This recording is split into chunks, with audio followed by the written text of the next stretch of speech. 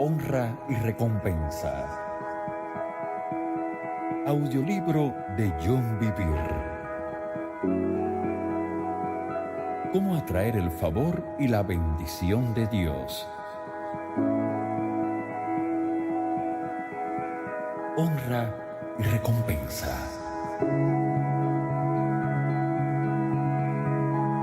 Capítulo 5. Autoridad.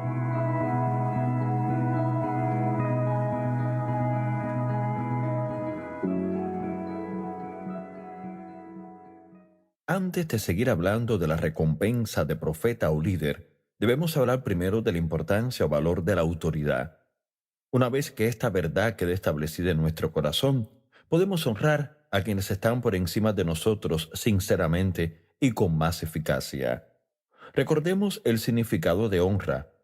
Es valorar, ver como de peso y precioso. Si el objeto de nuestra honra es una persona en autoridad, un tema que abordaremos en los siguientes capítulos, la honra conlleva el significado de respeto y hasta reverencia. El diccionario Webster, en la versión del año 1828, define honra como reverenciar, respetar, tratar con deferencia y sumisión, y llevar a cabo obligaciones relativas a ella. De esta definición, vemos también que la sumisión a la autoridad es un aspecto de la verdadera honra. Decir que honramos a la autoridad, pero abstenerse de someterse a ella y obedecerla, es engañarnos a nosotros mismos. Honrar la autoridad es someterse a la autoridad. Deshonramos la autoridad cuando no nos sometemos a ella. Recuerde al oficial romano. Él era un hombre que conocía, reconocía y se sometía a autoridad. Era parte de su ser, estaba en su corazón. Por tanto, él honró mucho a Jesús y recibió una recompensa completa. 4 divisiones de autoridad. Es fácil tener poca o ninguna consideración por la autoridad delegada del reino si no se tiene una firme comprensión de ella, sobre todo en nuestra sociedad actual. Nuestro corazón debe estar establecido en esta verdad.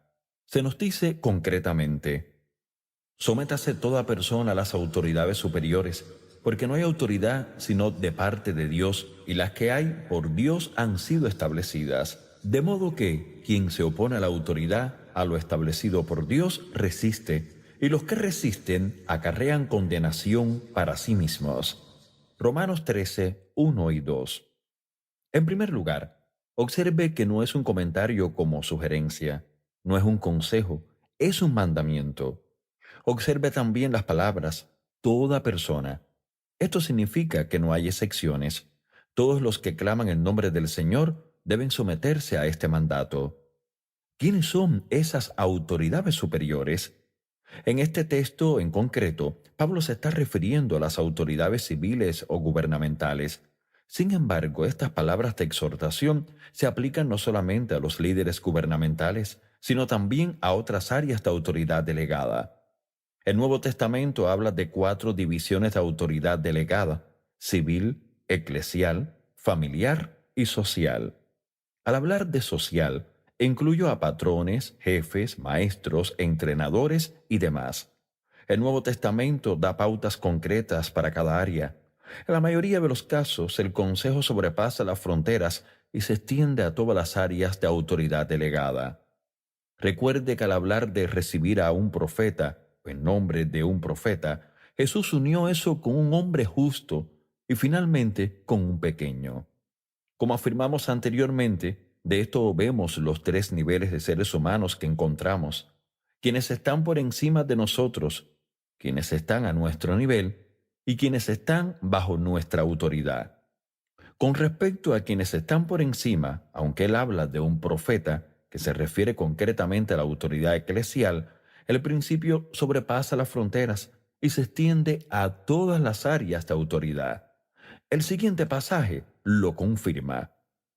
Pues por esto pagáis también los tributos, porque son servidores de Dios que atienden continuamente a esto mismo. Pagad a todos lo que debéis, al que tributo, tributo, al que impuesto, impuesto, al que respeto, respeto, al que honra, honra. Romanos 13, 6 y 7. Las autoridades civiles son nombradas por Dios y trabajan para Él. Al honrarlas, honramos a aquel que las nombró. Dios, a su vez, nos honrará a nosotros. Es el principio de la honra. Con respecto a la autoridad social, leemos: todos los que están bajo el yugo de esclavitud tengan a sus amos por dignos de todo honor. Primera de Timoteo 6:1. Esto sería de modo práctico para nosotros hoy. Todos los que son empleados bajo contrato tengan a sus patrones o jefes por dignos de todo honor. O podría leerse: todos los que son estudiantes bajo educación tengan a sus maestros por dignos de todo honor.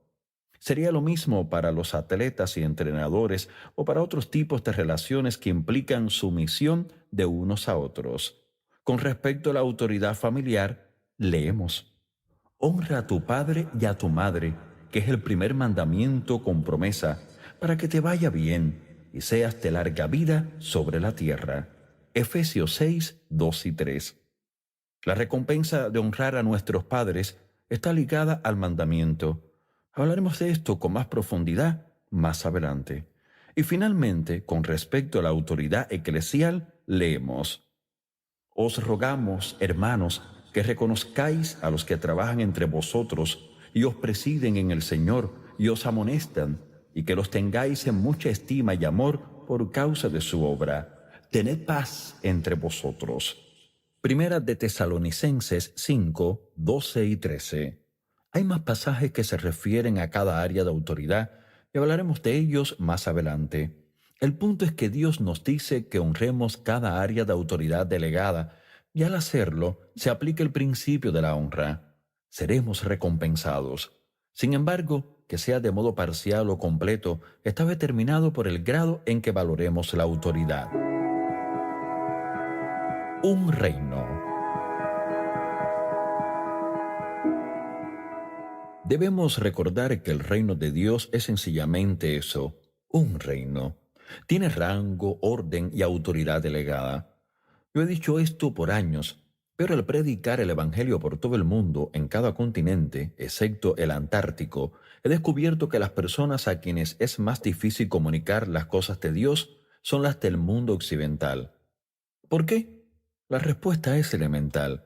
Somos personas que tratan de entender principios del reino con una mentalidad democrática. El reino de Dios no es una democracia. Por tanto, si nos relacionamos con Dios con una mentalidad democrática, no conectaremos con Él. Estaremos sin la protección de su autoridad y podemos ser fácilmente desviados. ¿Podría ser esa la razón de que Jesús dijera que muchos en nuestra generación serían engañados?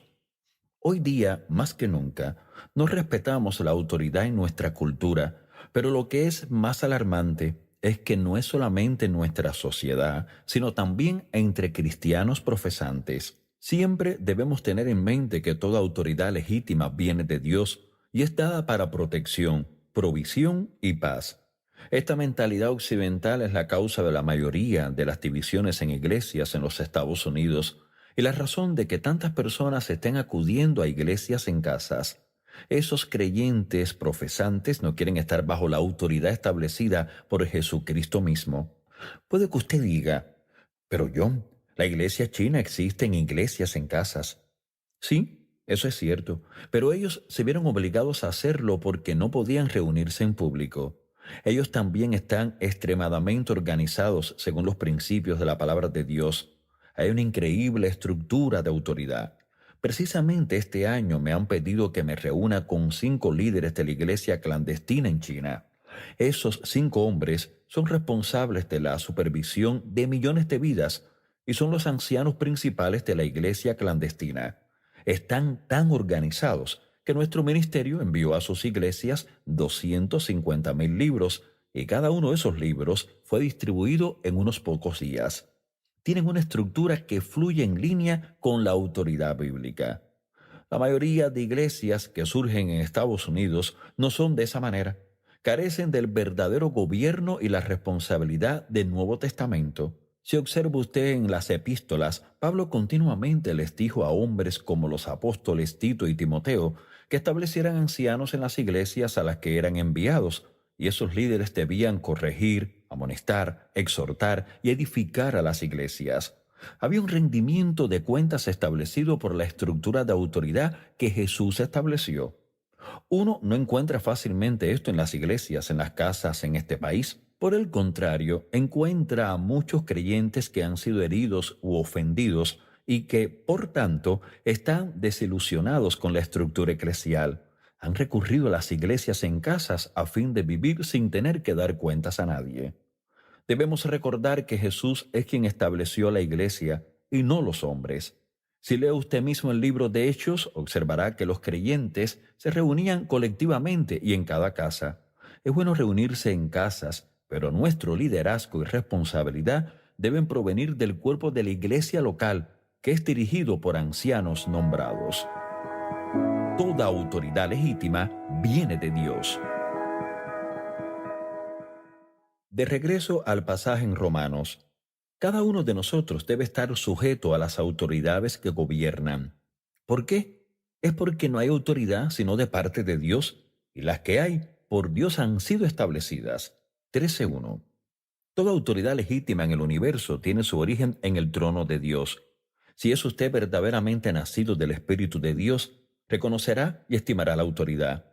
De hecho, muéstreme a una persona que no tenga consideración alguna por la autoridad, y yo le mostraré a una persona que no es hija de Dios. No importa si ha hecho la oración del pecador y asiste a la iglesia cada semana. Quien no tiene honra en su corazón por la autoridad, no es salvo. Puede que usted pregunte, John, ¿cómo puede tener la valentía de decir eso? Jesús dijo que conoceríamos a los verdaderos creyentes por sus frutos, no por el hecho de que hayan hecho una oración. Una persona que verdaderamente conozca y ame a Dios es una persona que reconoce su autoridad, porque conocer a Dios es conocer la autoridad. Dios y su autoridad son inseparables. Pablo además afirma en Romanos, porque no hay autoridad sino de parte de Dios, y las que hay por Dios han sido establecidas. 13:1. Observa que no dice que las autoridades son elegidas o seleccionadas por la gente. No, Dios mismo las establece. De hecho, la palabra establecer en este versículo es la palabra griega tazo, que significa asignar, ordenar, nombrar. De ninguna manera esta palabra da a entender por casualidad. Es un nombramiento directo, ya que Dios ha establecido a todas las autoridades. Negamos la autoridad que las respalda si las deshonramos o nos negamos a someternos a ellas. Lo sepamos o no, resistimos la ordenanza o gobierno de Dios. Cuando nos oponemos a la autoridad delegada de Dios, nos oponemos a Dios mismo. Por eso el apóstol escribe, de modo que quien se opone a la autoridad, a lo establecido por Dios, resiste. 13:2. Recuerdo cuando fui consciente por primera vez de esta verdad. En el año 1992, Bill Clinton fue elegido presidente de los Estados Unidos. Yo estuve deprimido y enojado unos 3 días. Entonces el Espíritu Santo me hizo entender que nadie asciende a esa posición sin que Él lo sepa. Como resultado de esa revelación en mi corazón, pasé de ser crítico con el presidente Clinton a reverenciar, orar y dar gracias a Dios por él. Dios nos dice por medio del apóstol Pablo, exhorto ante todo a que se hagan rogativas, oraciones, peticiones y acciones de gracias por todos los que están en eminencia, para que vivamos quieta y reposadamente en toda piedad y honestidad. Primera de Timoteo 2:1 y 2. Observemos que una vida en paz se vive en reverencia por la autoridad. Esa es una de las recompensas que Dios da a aquellos que honran la autoridad. Si nosotros como creyentes no honramos a quienes están en autoridad, nos causaremos problemas a nosotros mismos. Hay 2 tipos de persecución.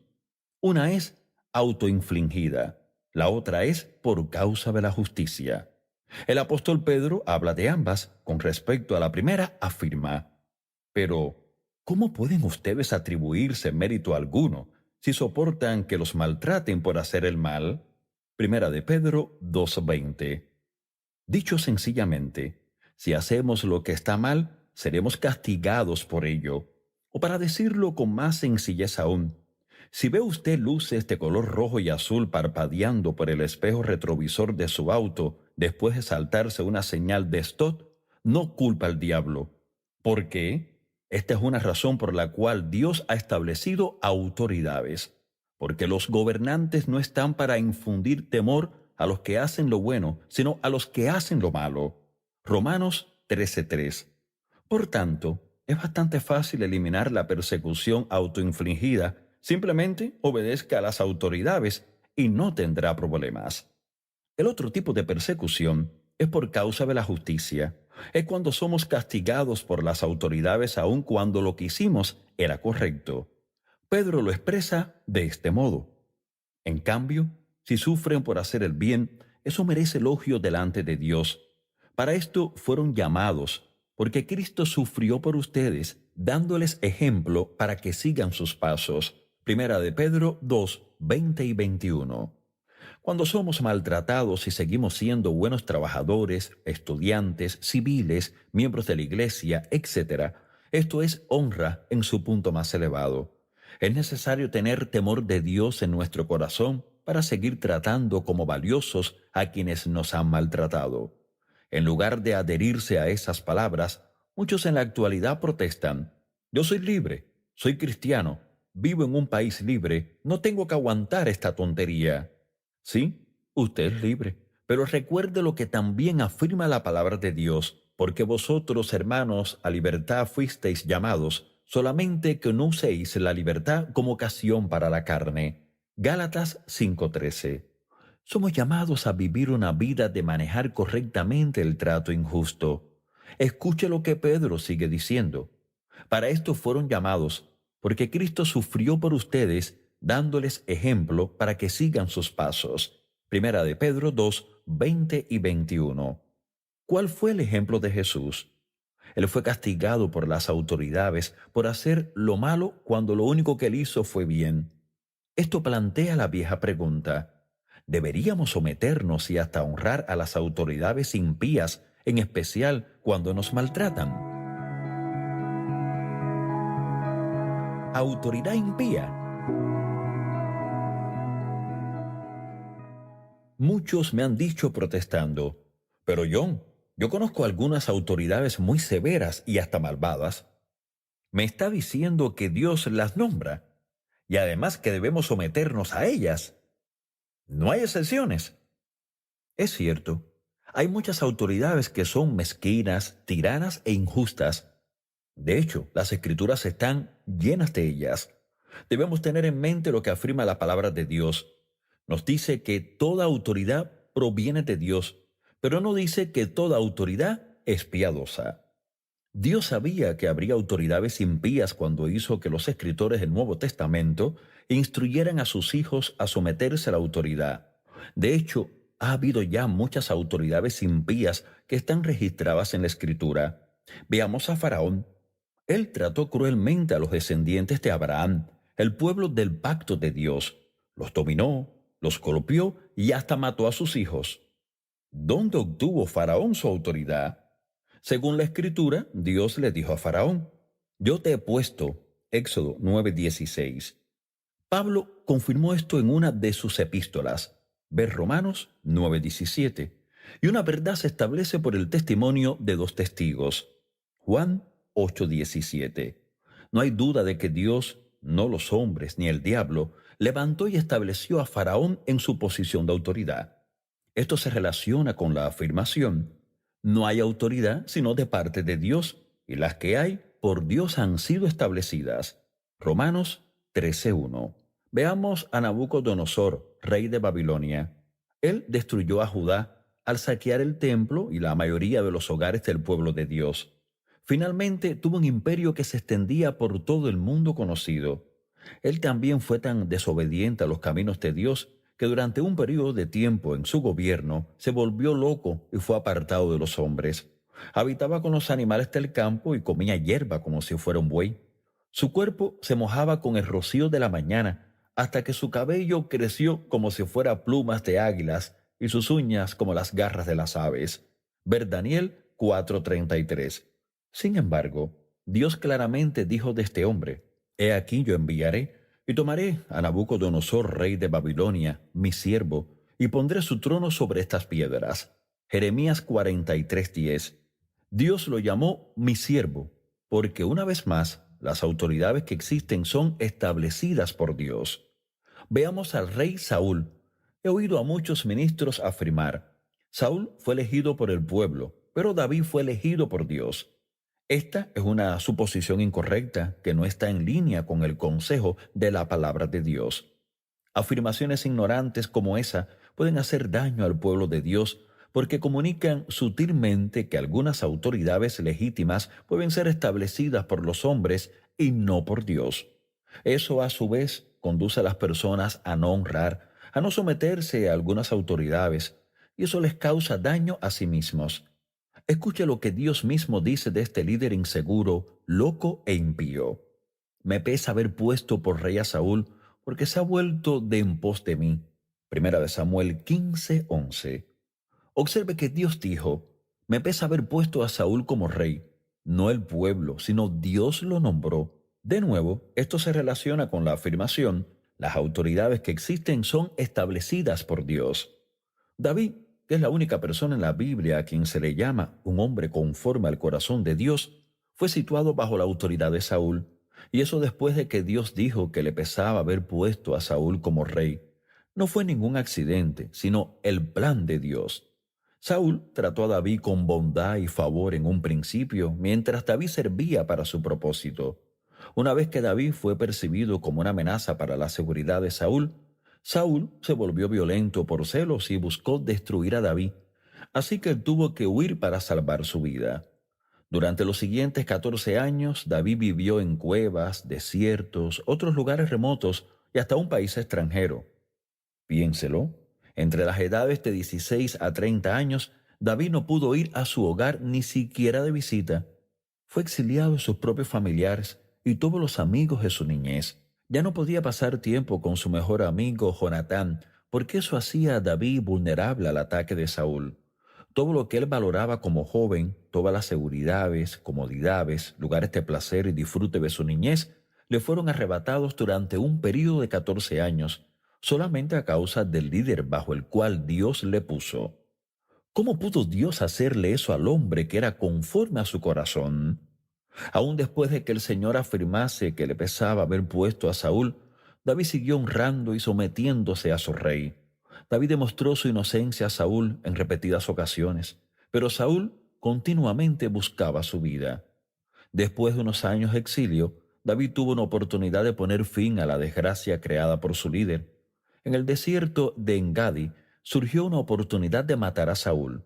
El rey y su ejército, desarmados en la cueva de Engadi, no sabían que David y sus hombres estaban completamente armados y ocultos en la parte trasera de la cueva. Los hombres de David lo alentaron a que matara a Saúl, hasta usaron mal la palabra de Dios para instarlo a que lo hiciera, diciendo: He aquí el día de que te dijo Jehová: He aquí que entrego a tu enemigo en tu mano, y harás con él como te pareciere. Primera de Samuel 24:4.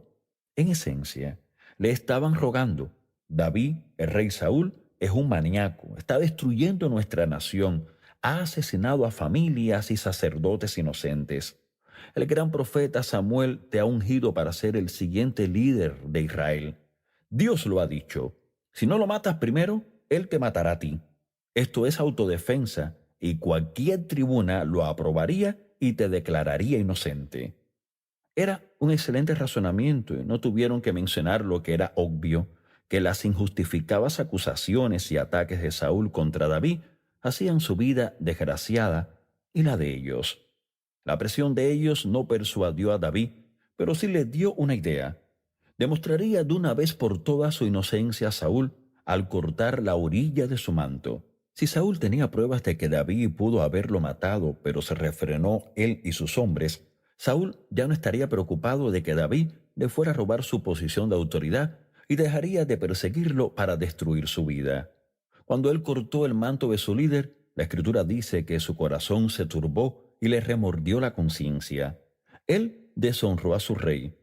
¿Cómo pudo haber hecho tal cosa? Reaccionó rápidamente y mandó con firmeza a sus hombres: Jehová me guarde de hacer tal cosa contra mi señor, el ungido de Jehová, que yo extienda mi mano contra él, porque él es el ungido de Jehová. Versículos 6 y 7. Sin embargo, ya que David había dañado el manto del rey, decidió proseguir y demostrar su inocencia. Le gritó desde cierta distancia a su líder: ¿Por qué oyes las palabras de los que dicen, mira que David procura tu mal? He aquí, han visto hoy tus ojos cómo Jehová te ha puesto hoy en mis manos en la cueva, y me dijeron que te matase, pero te perdoné, porque dije, no extenderé mi mano contra mi Señor, porque es el ungido de Jehová. Y mira, Padre mío, mira la orilla de tu manto en mi mano, porque yo corté la orilla de tu manto y no te maté. Conoce pues y ve que no hay mal ni traición en mi mano, ni he pecado contra ti.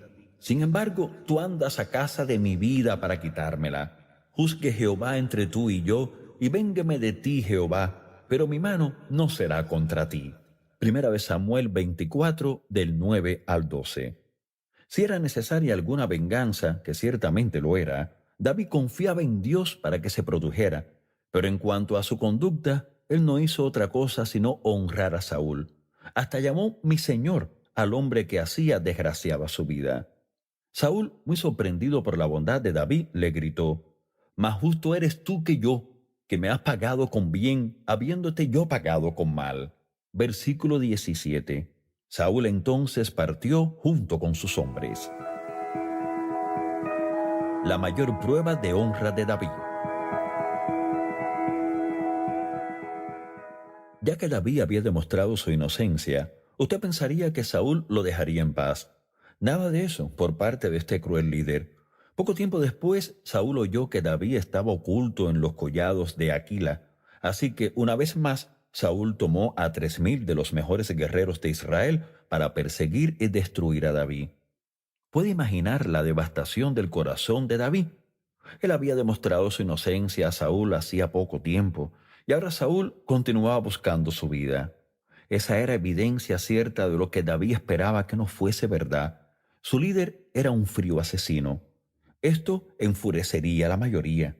Yo honré a mi líder perdonándole la vida cuando fácilmente podría habérsela quitado en autodefensa. Y esto es lo que obtengo a cambio de la honra que he demostrado. Muchos dirían con desprecio: ahora pagarás de verdad por eso.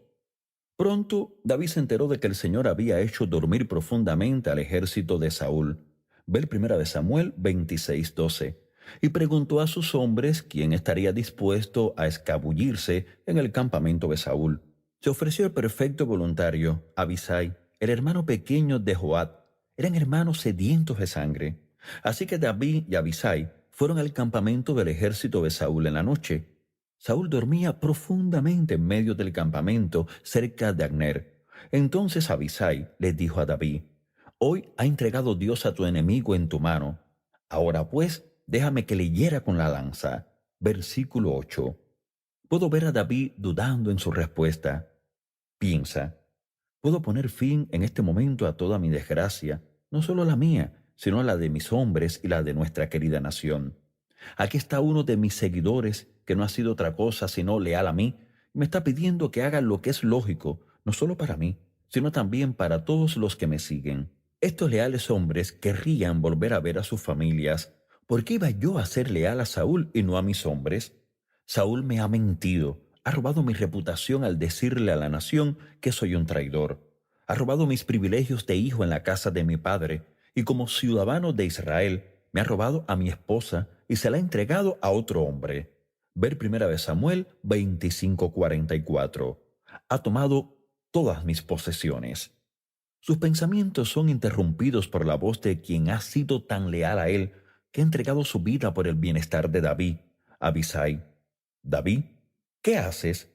¿Por qué dudas de darme el mandato de ejecutar a este monstruo? Puedo ver a Abisai continuar. Ni siquiera me digas que estás pensando en no hacerlo. Has demostrado tu inocencia una y otra vez. Recuerda la cueva de Engadi. Él era tuyo, y sin embargo, le perdonaste la vida. Demostraste sin ninguna duda tu lealtad a él, y a pesar de eso, él sigue buscando tu vida. Esto es autodefensa, y y se sostendría en cualquier tribunal. Ninguna respuesta. Ahora puedo ver a Abisai que comienza a impacientarse. David, fuiste ungido por el gran profeta Samuel para ser el próximo rey de Israel. Tú eres quien debe librar a nuestro pueblo de este malvado rey. ¿No recuerdas que él ha asesinado a sangre fría a 85 sacerdotes de Nob, a sus esposas, a sus niñitos, solamente porque ellos nos dieron pan para comer? Ver 1 Samuel 22. Él es un sucio asesino. Finalmente, Abisai explota. David, ¿por qué crees que Dios hizo caer en un profundo sueño a todo este ejército? Lo hizo para que tú pudieras liberar a nuestra nación de este malvado rey. David sopesó el consejo de su leal amigo. Por lógico que sonaba, no estaba en línea con el consejo de Dios. Por tanto, David desechó las palabras de Abisai, al igual que sus propios pensamientos de autodefensa, y dijo con firmeza: no le mates, porque ¿quién extenderá su mano contra el ungido de Jehová y será inocente? Dijo además David: vive Jehová, que si Jehová no le hiriere, o su día llegue para que muera, o descendiendo en batalla perezca, guárdeme Jehová de extender mi mano contra el ungido de Jehová. 1 Samuel 26, del 9 al 11. David refrenó a su siervo y ambos se fueron del campamento. ¿Por qué hizo Dios dormir profundamente al ejército? Para probar el corazón de David, para ver si él seguiría siendo un hombre conforme al corazón de Dios o se volvería como Saúl y se ocuparía él mismo del asunto. ¿Deshonraría a Dios al deshonrar a quien Dios había nombrado? Fue un momento decisivo para David. David honró al rey, aun cuando el rey hizo todo lo que pudo para deshonrar a David. La recompensa sería mayor de lo que David imaginaba. Porque veamos lo que Dios dijo de este hombre que valoró y respetó a su cruel líder. Hallé a David mi siervo, lo ungí con mi santa unción. Mi mano estará siempre con él, mi brazo también lo fortalecerá. No lo sorprenderá el enemigo, ni hijo de iniquidad lo quebrantará, sino que quebrantaré delante de él a sus enemigos y heriré a los que le aborrecen. Mi verdad y mi misericordia estarán con él, y en mi nombre será exaltado su poder. Una vez he jurado por mi santidad, y no mentiré a David. Su descendencia será para siempre, y su trono como el sol delante de mí. Como la luna será firme para siempre, y como un testigo fiel en el cielo. Salmo 89, del 20 al 24, y del 35 al 37. David vio más allá de la crueldad de Saúl, y vio la autoridad que había sobre él. Él vivió el principio de la honra. Si honraba a aquel que Dios había puesto sobre él, de hecho estaría honrando a Dios mismo. Y si él honraba a Dios, entonces Dios lo honraría a él. Yo diría que el anterior pasaje muestra la inmensa honra que Dios demostró a David. Ciertamente, una gran recompensa. Poco después de este incidente, Dios juzgó a Saúl. Los filisteos lo mataron en batalla. Cuando David oyó la noticia de su muerte, escribió un canto de amor a Saúl y Jonatán, y luego enseñó a todos los ciudadanos de Judá a cantarlo. Él honró a su líder aún después de que su líder fuese juzgado. Hemos examinado solamente unos cuantos ejemplos bíblicos que muestran claramente que es Dios y no los hombres ni fuerzas demoníacas quien lleva a un ser humano a la autoridad legítima. A lo largo de la historia de la humanidad, Dios ha nombrado a cada líder, a pesar de que su conducta haya sido buena o severa. Él o ella han sido ordenados por una razón concreta, nunca por accidente. Permita que repita de nuevo la infalible palabra de Dios. No hay autoridad sino de parte de Dios, y las que hay por Dios han sido establecidas. En el caso de un líder duro, su autoridad es establecida por Dios, pero la conducta cruel no es originada por Dios. El líder dará cuenta a Dios, pero mientras tanto, quienes están bajo su gobierno serán probados, como lo fue David. Si honran, ellos serán grandemente recompensados. Hemos visto que es Dios quien establece a todos en autoridad. En el siguiente capítulo, continuaremos profundizando en la pregunta: ¿debemos someternos a la autoridad, aun si es severa o hasta malvada?